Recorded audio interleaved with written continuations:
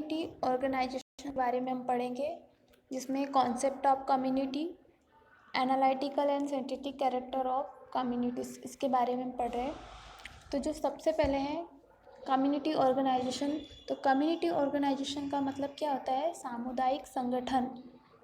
ये हम डायग्रामेटिकली समझेंगे। सबसे पहले आपको डायग्राम दिख रहा होगा, इसमें नॉर्मली सब कुछ नंबरिंग की हुई है।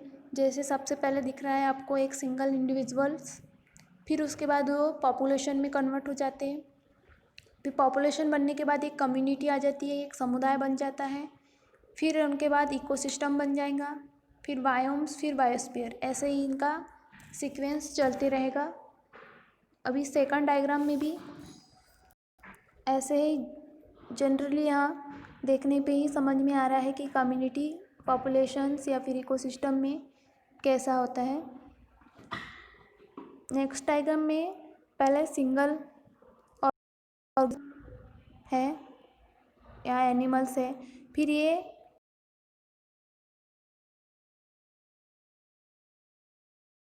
एक डिफरेंट टाइप्स के डिफरेंट स्पीसीज़ के समुदाय में या फिर कम्युनिटी में बदल जाते हैं या कम्युनिटी बना लेते हैं। फिर उसके बाद में ये जो एक स्पेसिफिक एरिया में रहकर एक इकोसिस्टम का निर्माण कर लेते हैं।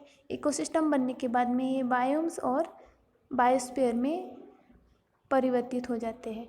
इस प्रकार से किसी भी जीव की इंडिविजुअल से बायोम्स बायोस्फीयर तक प्रोसेस है सब कम्युनिटी पॉपुलेशंस या इकोसिस्टम्स, ये सब प्रोसेस हम प्लांट इकोलॉजी के अंतर्गत देखते हैं। हमें अभी देखना है कम्युनिटी ऑर्गेनाइजेशन, मतलब सामुदायिक संगठन। तो सिंपली हम पहले कम्युनिटी को समझेंगे। तो कम्युनिटी समझने के लिए आपके सामने जो डायग्राम दिख रहा है, उसमें जो कम्युनिटी एरिया है उसमें एक संगठन या कम्युनिटी का निर्माण हो रहा है, इसे हम कम्युनिटी कहते हैं। और कम्युनिटी को डेफिनेट करने के लिए हम देखेंगे कि कम्युनिटी को कैसे परिभाषित करते। तो सबसे पहले एक वैज्ञानिक आए, मोबियस, 1877 में, या फिर मोबियस ने 1877 में कम्युनिटी को डेफिनेट किया था। वो इस प्रकार थी कि जो कम्युनिटी होती है वह कम्युनिटी जीवित प्राणियों का ऐसा ग्रुप है जिसमें समस्त ऑल स्पीसीज एक्सटर्नल कंडीशंस से प्रभावित होकर एक दूसरे को परस्परली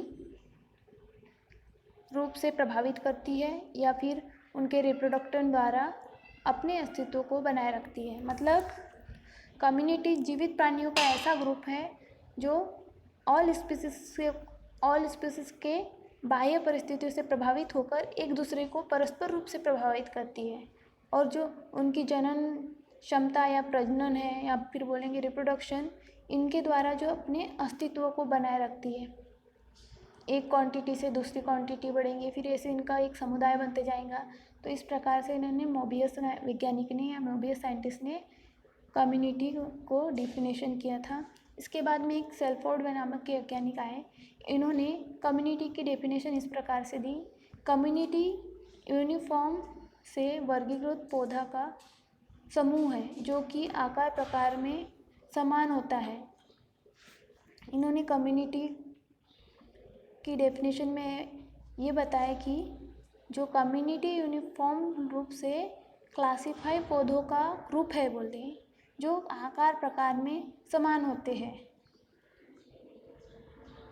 जो कम्युनिटी होती है उसमें केवल लिविंग ऑर्गेनिज्म का बना होता है, अतः इसे हम बायोटिक कम्युनिटी भी कह सकते हैं।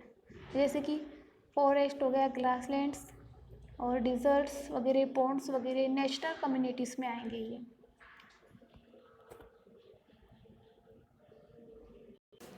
अभी हम कम्युनिटी के कैरेक्टर पढ़ेंगे। तो कम्युनिटी कैरेक्टर में कम्युनिटी को 2 टाइप से डिवाइड किया गया है, 2 स्टेज में। एक है, फर्स्ट है एनालिटिक कैरेक्टर और सेकंड होता है सिंथेटिक कैरेक्टर। तो अभी हम एनालिटिक कैरेक्टर के बारे में पढ़ेंगे। तो एनालिटिक कैरेक्टर क्या होते हैं, जिनके अंतर्गत उन कैरेक्टर का अध्ययन किया जाता है जिसकी सहायता से कम्युनिटी का एनालिटिकल संभव हो। मतलब ये कि इसके अंतर्गत उन लक्षणों का अध्ययन किया जाएगा जिसकी सहायता से कम्युनिटी का विश्लेषण संभव होता है। जो एनालिटिक कैरेक्टर है, इसे 2 पार्ट में डिवाइडेड किया है। इसके 2 कैरेक्टर है, एक है क्वांटिटेटिव और दूसरा है क्वालिटेटिव। तो जो क्वांटिटेटिव है, क्वांटिटेटिव और क्वालिटेटिव, इसके नाम से ही हमें डिफरेंस पता चल रहे हैं कि क्वांटिटेटिव कैरेक्टर में क्या आएंगे और क्वालिटेटिव कैरेक्टर में क्या आएंगे। तो क्वांटिटेटिव कैरेक्टर्स में इसकी क्वांटिटी हमें पता चलती है, इसीलिए इसे क्वांटिटेटिव कैरेक्टर भी कहेंगे। तो क्वांटिटेटिव कैरेक्टर में फ्रीक्वेंसी, डेंसिटी और abundance, cover and basal area, ये पॉइंट्स आएंगे। तो फ्रीक्वेंसी पढ़ेंगे हम सबसे पहले। फ्रीक्वेंसी क्या होती है, जो जैव समुदाय हैं उनमें अनेक स्पेसीज अनेक फाइटोसोशियोलॉजिकल तरीक़ों से मापी जाती है। जैसे कोई एक एरिया ले लिया, सैम्पलिंग यूनिट, उसमें कोऑर्डिनेट्स, ट्रांसलेट्स और पॉइंटर्स, इस तरीक़ों का एक विस्तृत अध्ययन करते हैं, या फिर उसकी आवर्ती नमूना की संख्या ज्ञात करते हैं कि उसकी फ्रीक्वेंसी कितनी है, कितनी विशिष्ट स्पेसीज है।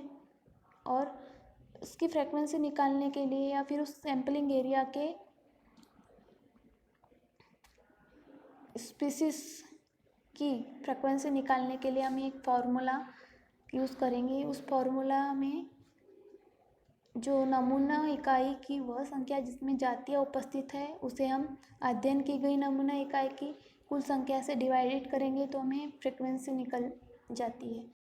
फ्रीक्वेंसी में किसी भी स्पीसीज की फ्रीक्वेंसी या उसकी संख्या और उसकी आवृत्ति को हम ज्ञात करते हैं। उसके बाद जब हम डेंसिटी देखेंगे, सेकंड पॉइंट डेंसिटी में जो आवृत्ति होती है उसका सही रूप नहीं बताती जब तक कि दूसरे गुण जैसे डेंसिटी ईटीसी के साथ वह संबंधित न किया जाए।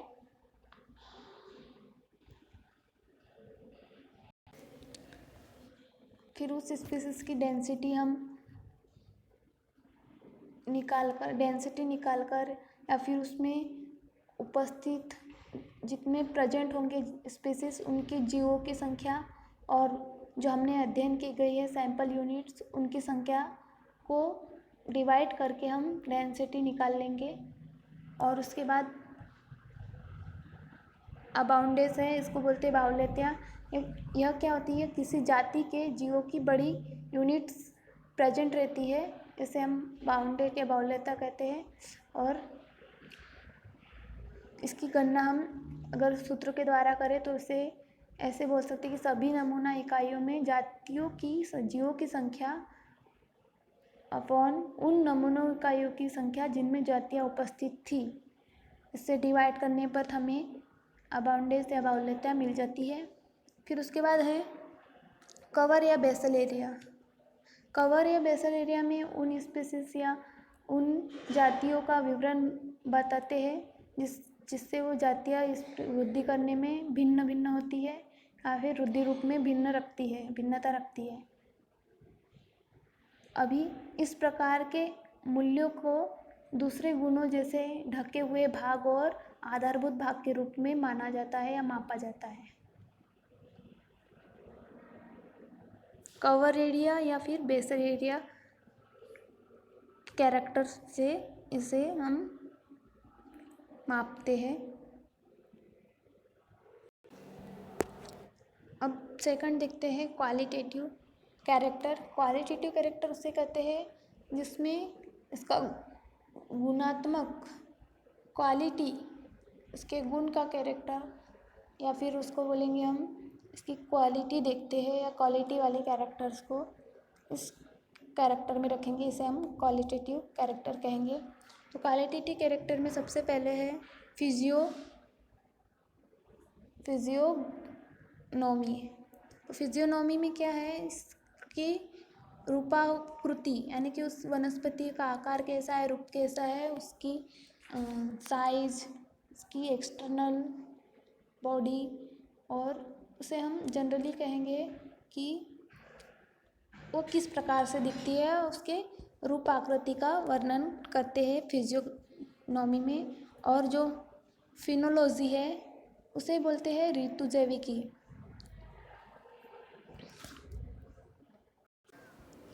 फिनोलॉजी का मतलब होता है ऋतुजैविकी, मतलब सीजन पर जो भी स्पीसीज होंगी उनमें ग्रोथ, उनका जनरेशन और उनका फ्लावरिंग होना, उनमें फ्रूट बनना, लीफ आना, पत्ते बनना, मतलब पत्ते गिरना, और उसमें सीड का फॉर्मेशन होना, फ्रूट्स का बनना, ये सारे समय समय पर ये फिनोलॉजी कैरेक्टर के द्वारा इसमें क्वालिटी दिखती है।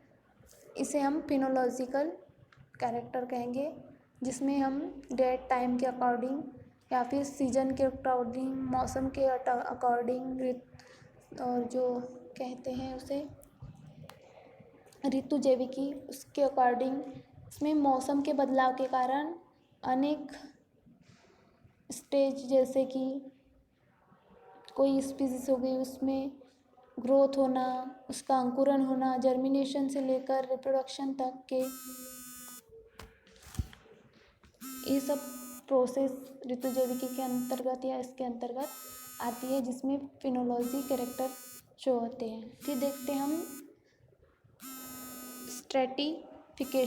स्ट्रेटिफिकेशन का मतलब होता है स्तरीकरण।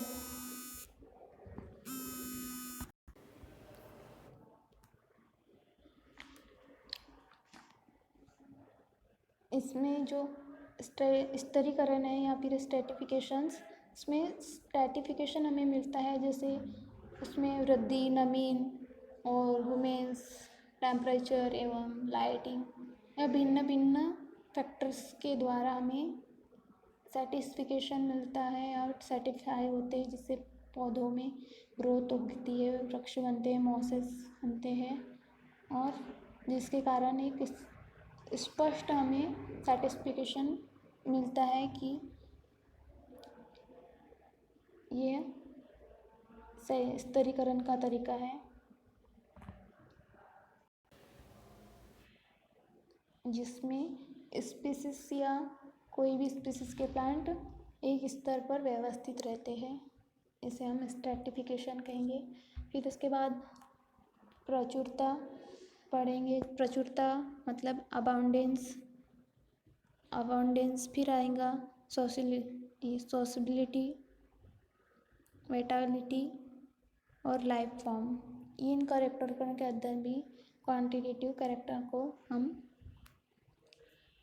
पढ़ते हैं, जिसमें अबाउंडेंस मतलब बाहुल्यता या प्रचुरता पाई जाएंगी, सामाजिकता पाई जाएंगी, एक दूसरे की समीपता या फिर एक दूसरे में संबंध सोशबिलिटी में आएगा, जिससे कुछ जातियाँ प्लांट्स में पास होने पर अच्छी तरह से उगते हैं और बहुत सारी घनी जनसंख्या पैदा करते हैं, जबकि कुछ जातियाँ होती है जो कमज़ोर होती है, वह या तो मर जाती है या फिर फल और बीज का वितरण या रिप्रोडक्शन इनके एकत्रित होने के तरीके से प्रभावित होती है, या कुछ सामाजिकता को अधिक से अधिक 10 भागों में या अधिक से अधिक S1, S2, S3, S4 इस टाइप से मतलब उन्हें डिवाइडेड कर देते हैं कि प्लांट्स बड़े हैं, छोटे हैं, इन प्लांट्स की क्वांटिटी इतनी है।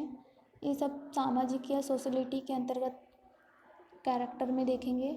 और उसके बाद आएंगी वेटालिटी में उसकी जो ग्रोथ है, जीवन शक्ति है, चैतन्यता है, उसके बारे में बताना है, जिसमें ग्रोथ एवं रिप्रोडक्शन की क्षमता होती है और जो कि सफलतापूर्वक या सक्सेसफुली जीवन जीती है। इसे जीवन शक्ति के अंतर्गत बताएंगे।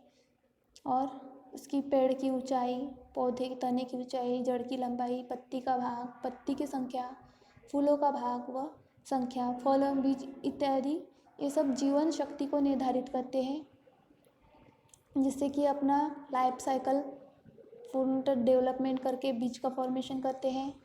और एसेक्सुअल रिप्रोडक्शन पूरा करने वाले प्लांट्स, जिनकी आयु कम है या फिर अनुकूल वातावरण मिलने पर जीवित रहने वाले जीवों की संख्या, या इन कैरेक्टर के अंतर्गत हम विटालिटी को बता सकते हैं। उसी प्रकार से लास्ट है लाइफ फॉर्म में, या फिर इसको बोलेंगे ग्रोथ फॉर्म। इसमें जो पादप समुदाय है उसकी उपस्थिति या फिर प्लांट स्पीसीज की ऊंचाई, उनके फैलाव या उनके जीवन के विभिन्न कैरेक्टर को हम निर्धारित करते हैं, जिससे समुदाय का अध्ययन, आधार या फिर उसका फिजियोलॉजिकल या फिजियोनॉमिक मेथड के द्वारा हम इसकी ऊंचाई, फैलाव या फिर उसके गुणों का निर्धारण करते हैं, जिसे हम लाइफ फॉर्म या ग्रोथ फॉर्म कैरेक्टर में इसके जीवन रूप और वृद्धि रूप के बारे में बताते हैं। फिर उसके बाद आता है सिंथेटिक कैरेक्टर। तो सिंथेटिक कैरेक्टर में इसमें क्या होता है, जो जैव समुदाय के गुणों के आधार पर, उनके आंकड़ों के आधार पर इनका अध्ययन किया जाता है और निश्चित किया जाता है कि किन भागों की वनस्पति की तुलना करने पर जैव समुदाय या फिर उनके कृत्रिम गुणों की आवश्यकता होती है। इसमें कुछ पॉइंट्स या कैरेक्टर्स आते हैं, जैसे प्रेजेंटी एवं कांस्टेंट या उपस्थिति या दृढ़ता कहते हैं। फिर आएगा जैसे रेयर, ये कभी कभी उपस्थित होना, इसे बोलेंगे बेल्डन प्रेजेंसी। और प्राय प्रेजेंट रहना, उसे बोलेंगे ऑफ्टन प्रेजेंट। और मोस्टली प्रेजेंटर मतलब ज़्यादातर प्रेजेंटी। कॉन्स्टेंटली प्रेजेंटी मतलब लगातार प्रेजेंटी। और उसमें आएंगी एक फिल्डिटी, तो उसमें यह वह माप होता है जो कि जातीय या निश्चित प्रकार के जैव समुदाय के द्वारा प्रतिबंधित होती है और इंडक्शन या इंडक्टर कहलाती है। फिर डोमिनेंस वगैरह आएंगे। इस प्रकार से सिंथेटिक कैरेक्टर में हमें उसकी प्रेजेंटी कभी कभी प्रेजेंट है, प्राय प्रेजेंट है, लगातार प्रेजेंट है, डिफरेंट है, मोस्टली है।